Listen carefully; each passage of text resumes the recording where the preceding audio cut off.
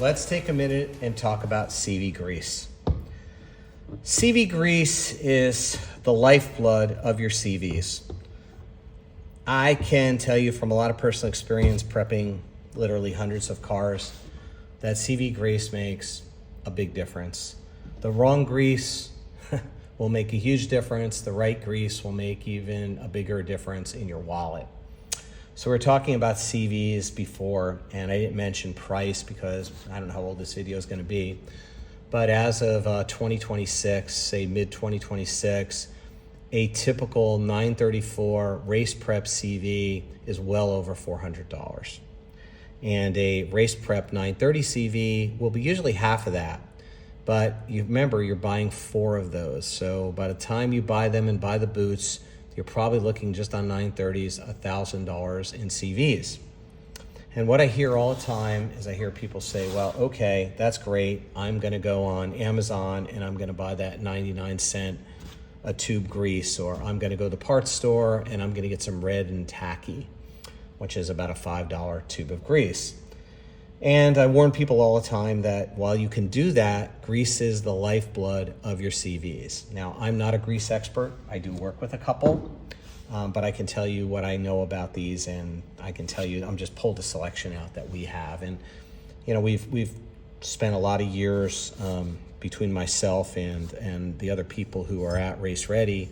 We spent a lot of time looking at different types of grease. I've tried almost every one. The only thing I think I tried more than CV grease has been transmission fluid to find the one that I believe is the ultimate as of 2026. But there's a lot of different opinions on this, and you'll find so many of them.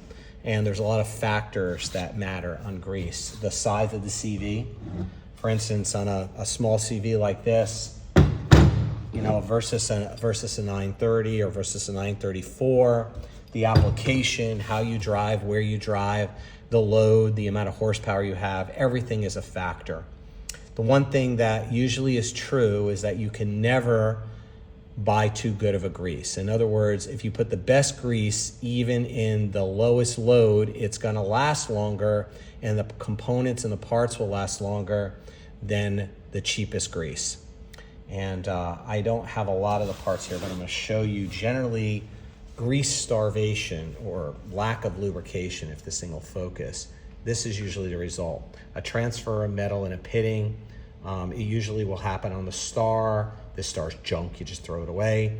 I use it as a demo, but that's usually what will happen. You'll see chipping on the star. This is usually one of two things. One is extreme load, but usually an extreme load, I don't know if you can see where it looks shiny here. Extreme load will usually look shiny. When you get pitting, it's extreme load and lack of grease. And there's a couple factors on grease that you have to remember. So the first is that there's 2 big factors for grease. One is what we call moly, and moly is a type of additive. Think of it like this. You have 2 surfaces, like this, 2 surfaces.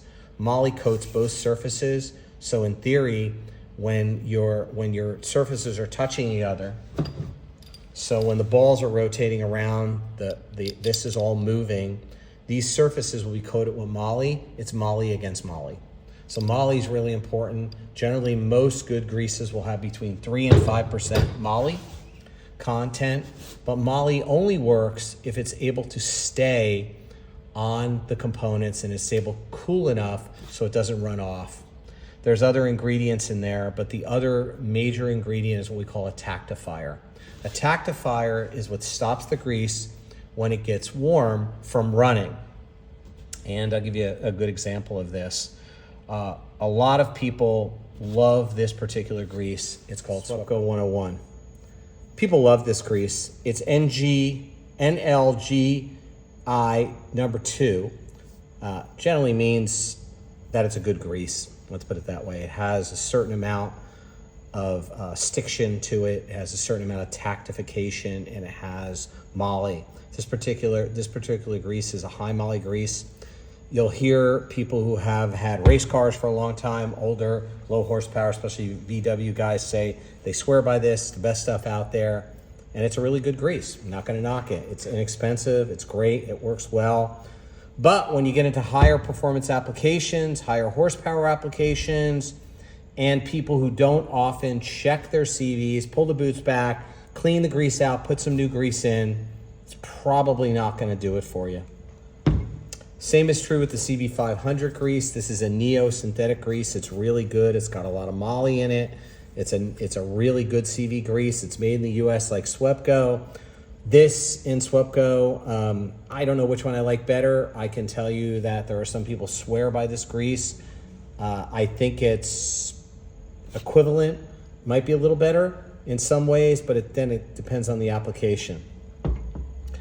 In the Neo world, there's a high performance grease that is an anti-seize. And we're going to talk about what anti-seize means. It has anti-seize property, has graphite in the grease. This grease is one that a lot of people will use, but because it's an anti-seize, it has a high tactifier, so it tends to congeal as it gets hotter. So there are people who love this grease. There are people who mix this grease with 500 so that you have a lot of moly and a lot of tactifier, and it's a pretty good combo. I'm going to skip around a second here, and I'm going to go to the Bel-Ray. So the gold standard in anti-seize compound is the Bel-Ray. The Bel-Ray is the gold standard people have used for years, but if you run the Bel-Ray alone, if you run any heat or have high horsepower, the Bel-Ray will chalk up because it has a lot of tactifier in it, and as it gets hotter, it congeals. So the most popular thing that we have all done, everybody who's prepped cars, everybody who's built race cars, everybody with either high horsepower, high heat running for a long duration will take Swepco 101 and Bel-Ray and mix them together. And the secret compound is what the percentage is. I can tell you for 930s, most people will run a 50-50 mix.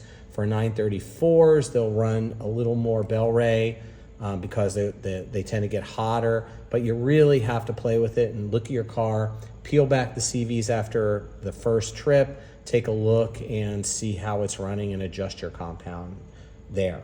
Now, what's become really popular, especially in the speed UTV world, is to take Bel-Ray and CV500. And as I mentioned, CV500 and Swepco are somewhat equivalent. Don't yell at me, Swepco or Neo. You guys, I'm sure you have reasons why they're different.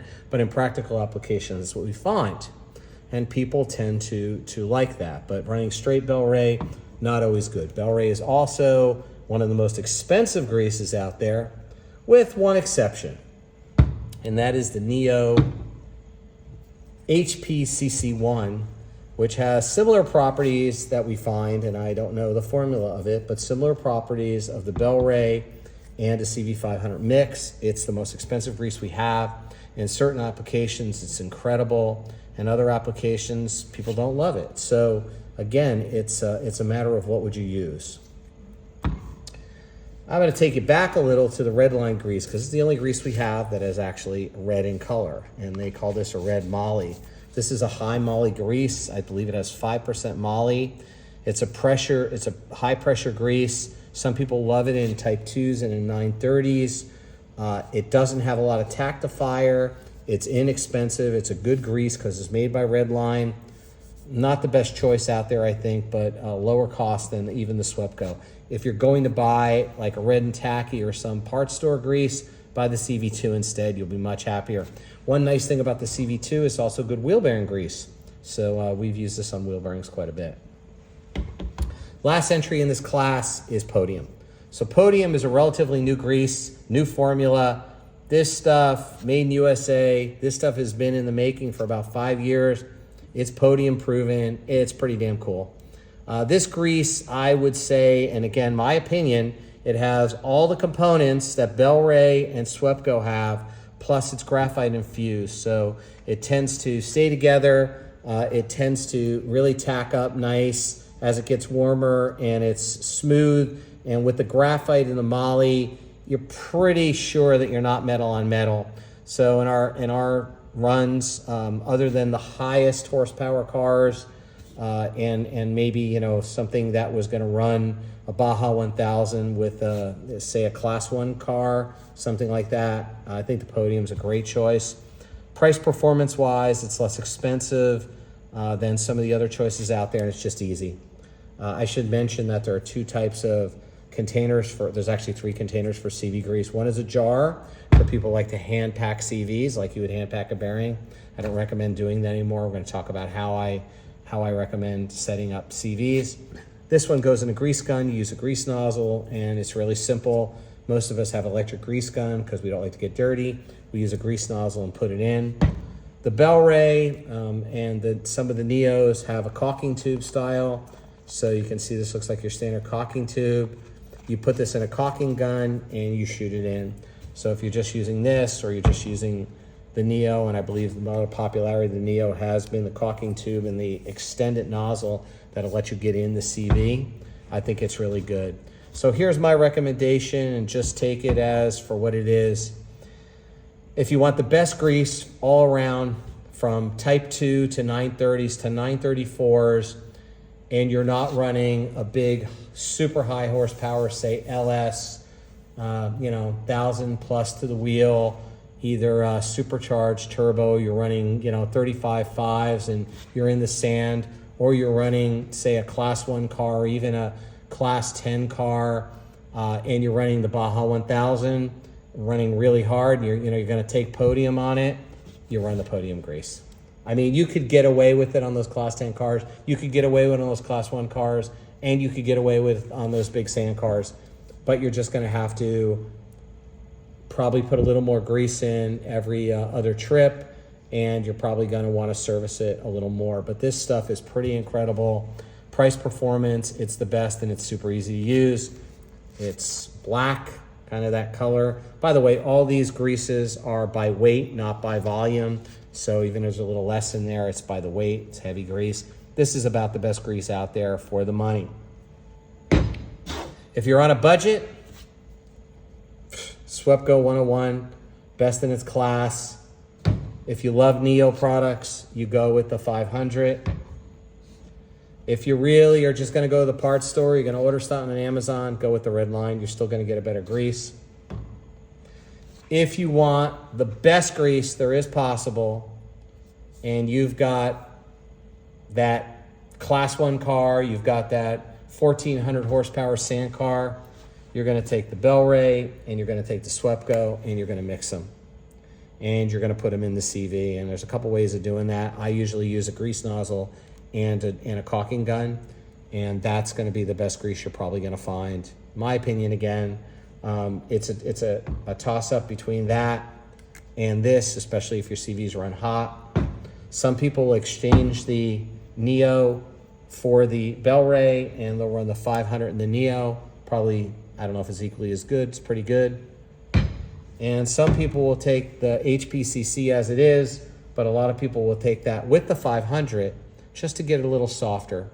And it's nice because they're both in caulking guns, and it's really simple. So there are other greases on the market, but I'm telling you that if you want to be satisfied, you're going to go with this combo, or you're going to go with this combo. If you've used one of these others for a lot of years and you're happy with it, or you have a low horsepower application, stick with what you have. People come in all the time with low horsepower applications, with 930s, and they say, what's my best performance in the grease? And we run them right over to SWEPCO because it is the best price performance grease out there. So that's a little bit on grease. Love your comments. Probably going to hate them, but that's where it is on CV grease. While we're talking about grease, I want to take a minute to just say, how do I clean my CVs?